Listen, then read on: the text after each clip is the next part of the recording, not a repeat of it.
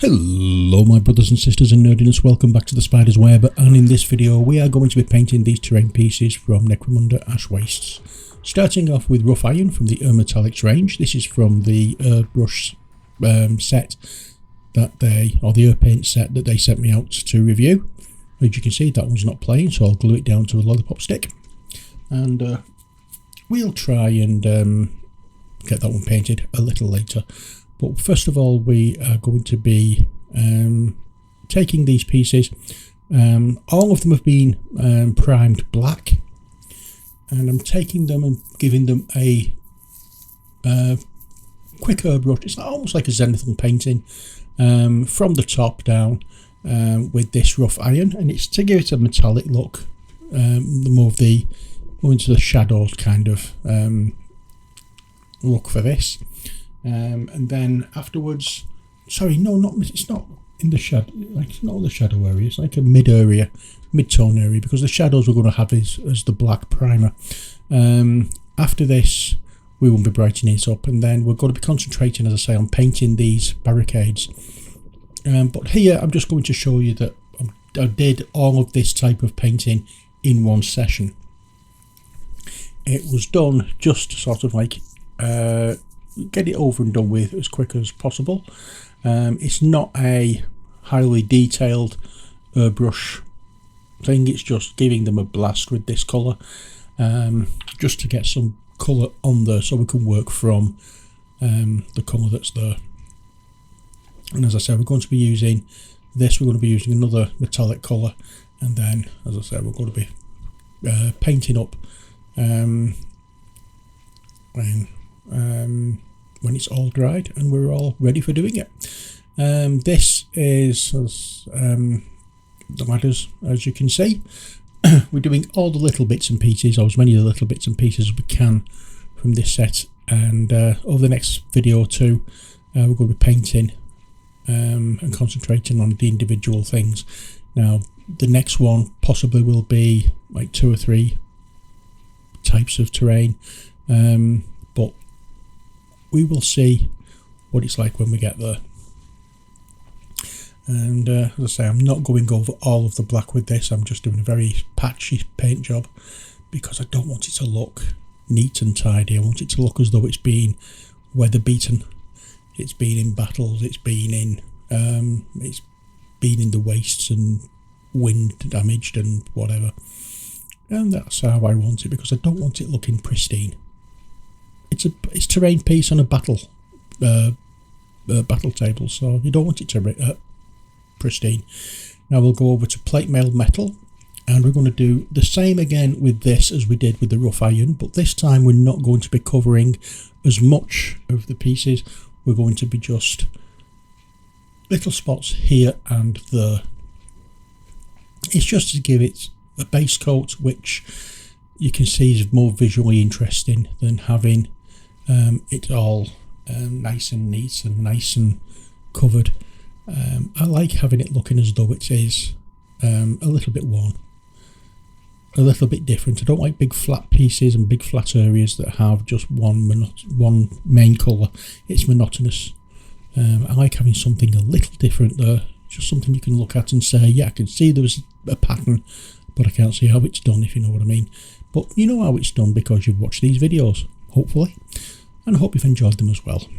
But as I say, we're going through all these with the plate mail metal as well, and you're not going to see any more of this, or you may see a little bit of it. I don't know, I'm not decided yet how I'm going to edit these, but I don't think I'm going to add any more of this. This is just the preliminary kind of thing to start this little painting session off, and it was done really just to be a bit more experienced with the colours and get it through quicker, get all the main bits done first that I wanted to do, and then we can concentrate on the brushwork.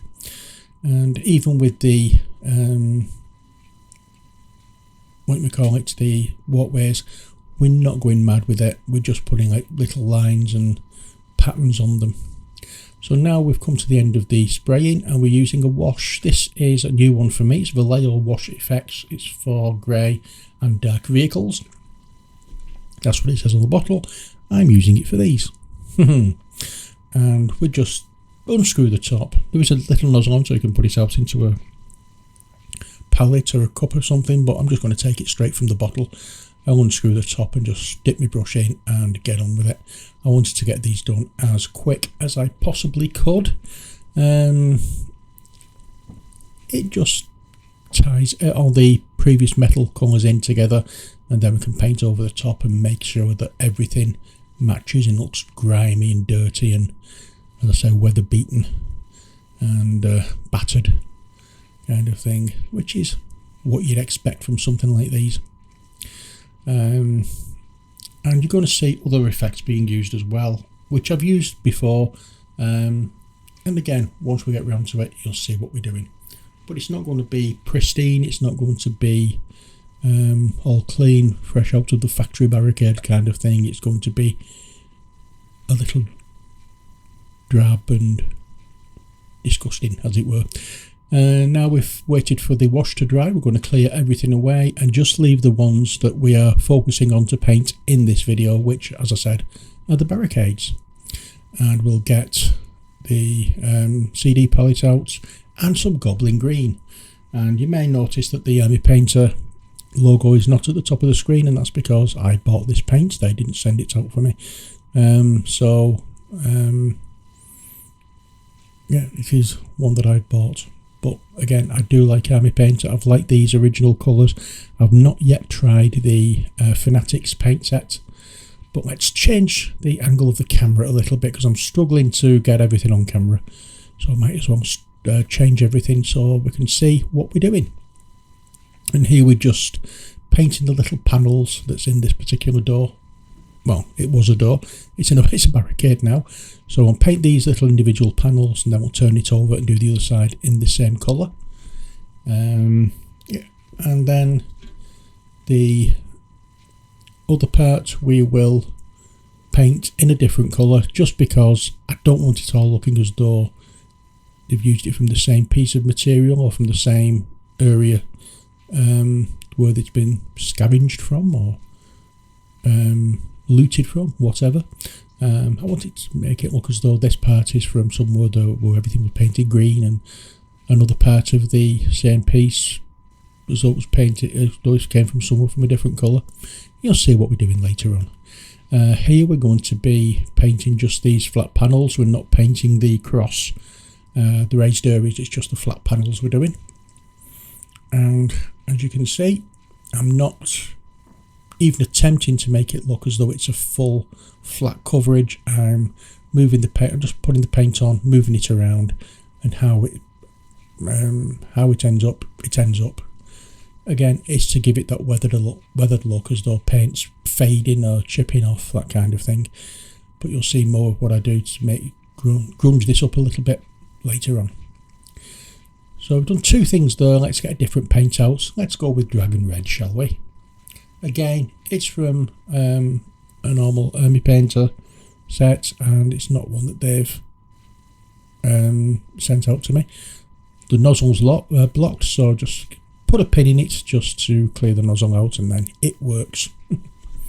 Big tip, if your nozzle's blocked, stick a pin in it. And if you do stick a pin in it and it hurts, you've stuck the pin in the wrong part. So yeah, again, we'll just put the paint on, move it around. We're not going to be taking any deliberate strokes here. We're not trying to get a good finish on this. We're just wanting to get paint on it. It's paint over metal, and it looks as though the paint's either fading or peeling off or whatever, and gives it that, again, battle worn effect. Weathered, beaten, bashed. And it does work. It works really well. But it's just the first stage. Well, it's sort of like a mid-stage kind of thing, not the first stage. We will be doing more stuff to this to make it look a bit more interesting later on, but don't be precious with this part. If you're doing things like this, like barricades or whatever, don't be precious. Now we're mixing the green and the red together to get like a brownish colour. Again, no hard set fast rules. I'm not looking for a specific colour, I'm just looking for a different colour, and we'll paint it into these panels and then paint the other side as well. It's different enough to the red that you can tell it's from a different area, but on camera it doesn't look that much different, but in real life it does look quite a bit different. And we'll get 2 different parts and paint this colour on those, and then we'll get a different colour out. But as I say, don't be precious when you're doing this, unless of course you want it to look brand new metal. These are barricades, they aren't new, they've been scavenged from somewhere, so yeah, make them look rough. It works wonders. Dark sky, this is like a fairly dark blue, as you can see, and we'll pop that on there. And once again we will have a bit of nozzle clearance. I've not used these paints for a while, you see.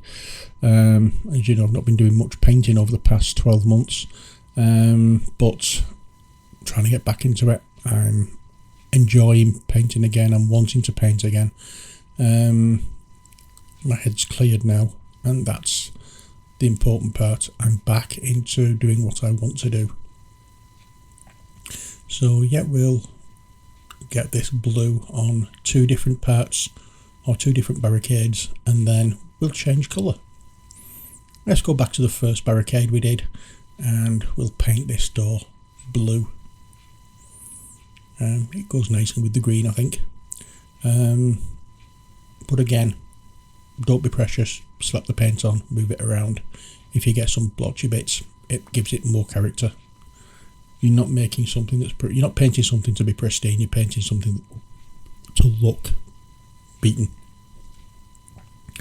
And we'll get the blue in with the green, make like a turquoisey colour, and we'll do that on another 2 barricades, or 2 parts of barricades, depending on which one we do next.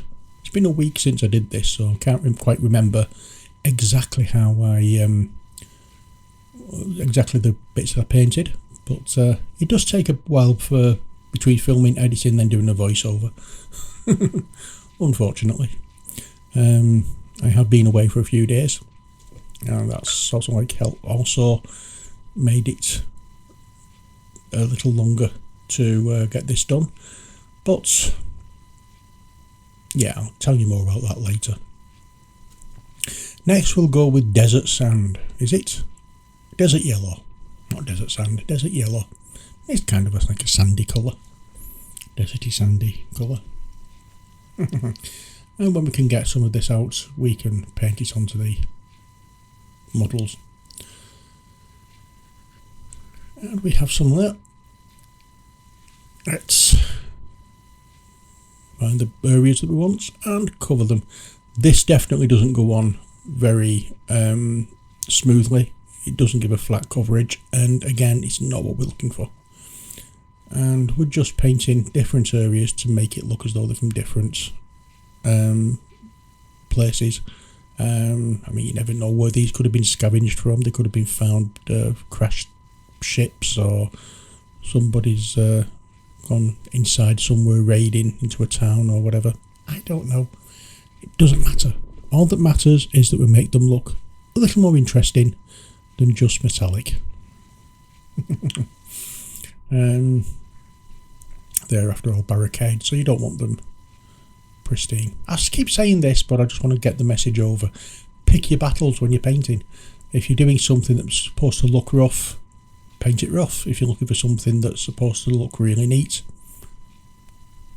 try to paint it as neat as you possibly can.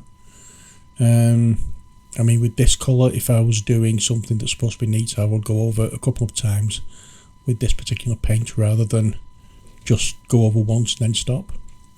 And now what we're going to do with these, have we finished? I think we have, yes, we have finished. So now we're getting plate mail metal, and this is the this is not the airbrush one, this is the normal paint, and we're going to do this in a bit of a dry brush over all of these. And when we're doing the dry brush, you will see that I do it only in one direction, and that is from top to bottom.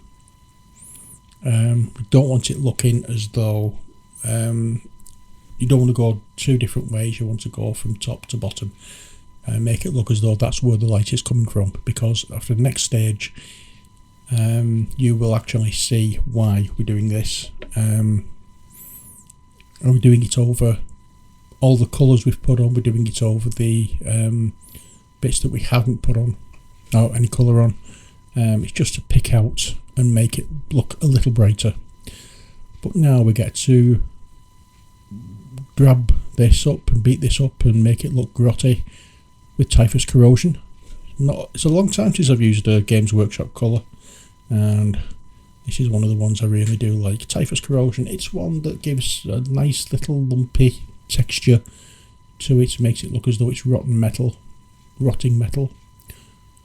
Is the term rotting? I don't know. But putting it all just in, just splattering it on here and there using a naff brush. And don't forget, if you've enjoyed this video, you can like, and if you do like it, you can also subscribe, and don't forget to tickle my bell. In that way you'll not miss any future videos. And if you want to help out financially, you can always become a patron or buy me a coffee. Either ways will do, and either way will be greatly appreciated. Now we're going over the Typhus Corrosion parts with Riser Rust, and this does make it look as though it's rusty and decaying. I don't know what the thing is. Don't know what the word I'm looking for is. There's going to be a photograph at the end of the video, but that is about it for this video. I hope you've enjoyed it. You'll get a group photograph of all of these barricades at the end. But until next time, as always, stay safe and take care. God bless, and bye for now.